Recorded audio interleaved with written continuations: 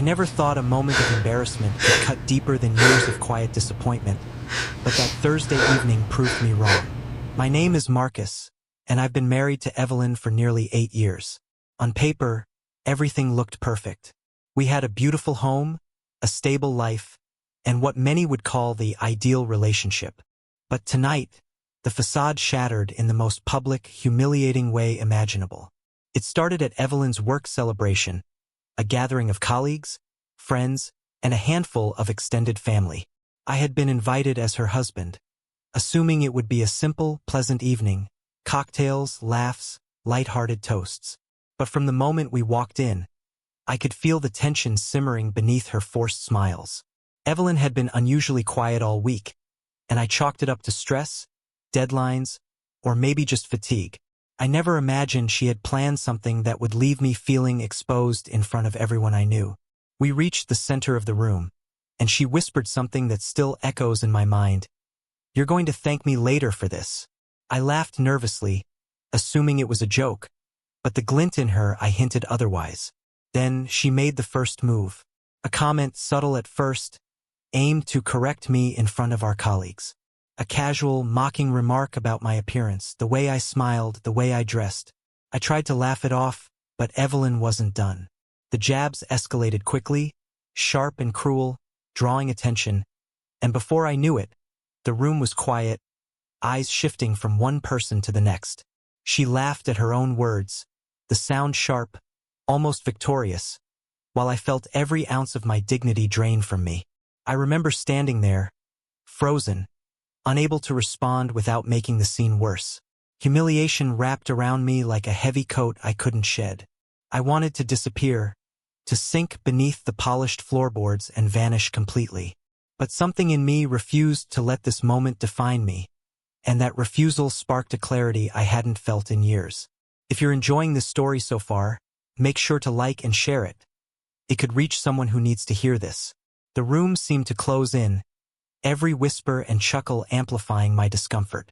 Evelyn continued, each word more biting than the last, relishing the crowd's reaction, as if orchestrating a personal performance at my expense. I realized then that this wasn't about work, about friends, or even about fun. This was about power, about control, about proving something to herself at my expense. I took a deep breath, counting slowly in my mind, grounding myself. Years of subtle dismissal, of quiet undermining, had prepared me in some way for this moment. I reminded myself, she could humiliate me, embarrass me, even anger me, but she couldn't take away my truth. I had something she hadn't accounted for, something I had quietly nurtured over the years while she was busy showing off, mocking, or trying to assert dominance. I waited for the perfect pause, when her attention was momentarily on a colleague laughing at an old joke, when her eyes weren't directly on me and I spoke. Not in anger, not in desperation, but with a calm certainty that silenced the room faster than any shout could. "Evelyn," I said, my voice even but firm, "there's something you don't know about me, something you've never noticed because you were too busy trying to make this about yourself." The room fell into a hush. A few people shifted, uncomfortable, sensing the tension, unsure if they should intervene. Evelyn's laughter faltered, her confidence momentarily shaken. "Comment below with your thoughts. What would you have done in Marcus's shoes?" Your insight could spark a meaningful discussion. I could see her trying to regain control, opening her mouth to retort, to humiliate further, but I didn't let her. Instead, I revealed a part of my life she had deliberately ignored, a truth that changed the dynamics completely. "I've been managing something you couldn't even see. While you were preoccupied with appearances and this little show tonight, I've been building stability, security, and independence. Something that doesn't rely on your approval or applause." Her eyes widened slightly. For the first time that evening, she seemed genuinely unsettled.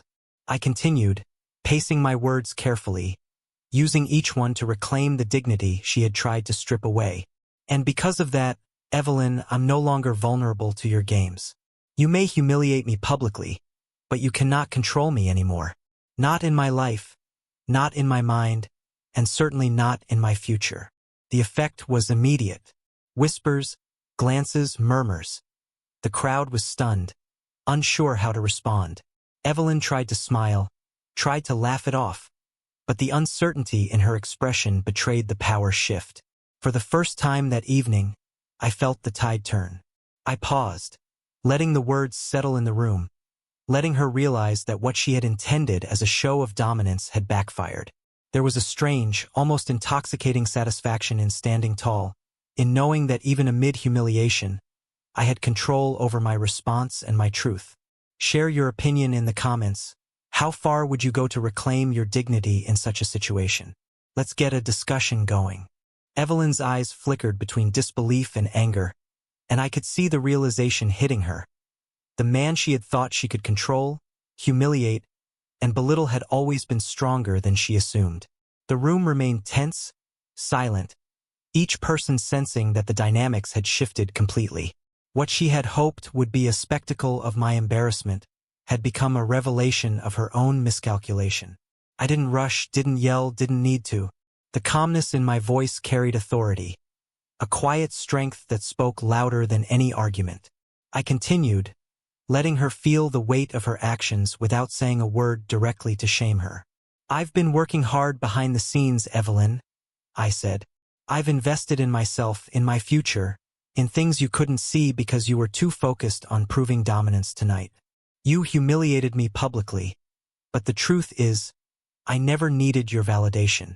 The room held its collective breath. Whispers surfaced, but no one dared interrupt. Some of her colleagues shifted uncomfortably, realizing that this was no ordinary spat. This was a man reclaiming control over his life while everyone watched. Evelyn's lips pressed into a thin line, her confident demeanor faltering for the first time in years. I took a step closer, speaking with deliberate precision. And now, Evelyn, you get to see the consequences of your choices. Public humiliation doesn't give you power over me. Respect, true respect, can't be demanded, it's earned. And tonight, you've earned nothing. The sting of her shock was evident. Her usual smirk had vanished, replaced with a hesitant glare. The room seemed to contract around us, the tension so thick it was almost tangible. At that moment, I realized how long I had waited for this sense of clarity. A moment where humiliation and betrayal collided, giving birth to empowerment. She opened her mouth, likely to retaliate, but I raised a hand slightly, not aggressively, just enough to halt her mid-sentence. Before you say anything, I said, remember, words can wound, but actions define reality. Tonight, I choose my actions carefully. I will not give you the satisfaction of seeing me crumble. A soft murmur of acknowledgement passed through a few of the attendees, subtle nods from those who had quietly watched Marcus endure far too many silent slights. Some even looked at Evelyn with quiet judgment, realizing that the power she thought she wielded so effortlessly had slipped through her fingers. If this story has resonated with you, take a moment to like, comment your thoughts, and subscribe for more stories that explore real-life relationships, resilience, and personal empowerment. I paused, letting the words linger, letting the room process the shift. Evelyn's expression hardened, but it was clear she was shaken. I didn't need to gloat. The satisfaction came not from revenge, but from clarity, from standing tall and refusing to allow public humiliation to dictate my worth. It was then that I revealed the final piece of my secret, the one she had completely underestimated. Evelyn, there's another truth you've overlooked. While you were orchestrating your little spectacle, I secured a position at a company I've been dreaming about for years. I've been offered a role that will give me independence, financial security, and the freedom to choose who respects me and who doesn't. This wasn't a bluff. This isn't about ego. This is about life moving forward, and you aren't part of the equation in determining my peace. A gasp ran through the crowd, soft but unmistakable. Colleagues exchanged glances, some impressed, others surprised. Evelyn's face paled slightly, the mask of control slipping further. I watched her, not with malice, but with a quiet sense of triumph, the kind that comes from taking back what was always yours to begin with. The humiliation she had intended for me had rebounded, not in anger or retaliation, but in calm dominance and self-respect. I felt a weight lift off my shoulders. A liberation I hadn't realized I needed until this exact moment. The truth, my truth, had finally been revealed. And it had spoken louder than any cruel joke, any mocking laughter, or any public display of power. The crowd's whispers gradually subsided, replaced by subtle nods and a newfound respect for the man standing calmly before them. Evelyn looked around, suddenly aware that the room no longer supported her narrative. Her attempts to assert authority were futile. Her power had dissipated. I had revealed more than just a secret. I had revealed the essence of who I am, and that revelation alone was enough. Later, when we left, the tension between us was heavy, but I felt lighter than I had in years. The humiliation no longer controlled me. The fear of judgment no longer dictated my actions. For the first time in what felt like a lifetime, I was free to live unapologetically. The lesson I learned that night was simple but profound. Humiliation can wound, betrayal can sting, but self-respect and clarity are invincible. No one can take them from you, not even the person who swore to love you. And as we parted ways at the car, Evelyn's eyes held a trace of realization.